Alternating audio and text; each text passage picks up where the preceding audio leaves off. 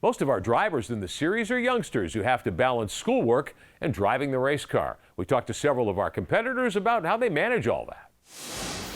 Eastside Catholic High School. Secundaria número 2, Domingo Fidel Sarmiento. Ball State University. It's a little bit of a balancing act, you know, going from racing, soccer, school, and yeah, having lots of homework. But luckily, racing is typically Friday and then through the weekend, so I'm able to mostly skip one day during a race weekend. He's playing soccer, he's playing football on his football team at the school, and then he's racing. So he's really busy and he's traveling a lot, but he can manage because he's just so effective when it comes to his schedule. Yeah, my dad's really on top of me. His rule is if my grades go down, then I'm not allowed to race, so I have to stay on top of things. We have to go to school in the morning and train in the afternoon, and then I have to come here to the weekend for the whole weekend in Formula 4. And now on Saturday I have to go again to my house, and Monday to school again, you know, to the high school. The good thing is there's not a lot of F4 weekends in the year, so it's only about once every month or so. So it's not that big of a chunk of time, especially with school. Right now, we don't know how far we're going to be able to take this, and so school is the most important thing, so we're going to stay in school. So Davis he just started his first year at Ball State University. And matter of fact, we got to leave early today so we can get back because he's got classes in the morning. So that's the only time we could get out. We have been looking at colleges, so we're trying to find one that are doing racing, but it's not possible. Augusta University. Phillips Exeter Academy. University of Michigan. Go Blue.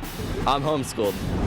School and racing, it's, you know, a lot of time goes devoted to racing, and then obviously school takes a lot of time, so it's a lot of work. High school, I had a deal where I had to make all A's and B's to stay racing, so that's changed a little bit in college, but I think at the same time, for me personally, I'm a little bit more driven to do better, so I don't think I really need that push. So I kind of understand the importance of it and doing well, so I can kind of push myself. It's tough to balance school and racing. You really have to set aside some time away from the track to do your schoolwork. Then obviously when you're home away from the track, that's when I try and punch in as much schoolwork as possible to try and get ahead before I show up to the racetrack so I can really focus on the racing stuff. Homeschool has been extremely huge blessing to us, and it really gave us the flexibility for him to travel, to go to the different tracks, and in the same time stay with his school and keep up with his schoolwork. My parents and I set a contract really early on in my racing career, which is I must do well in school in order to come and race,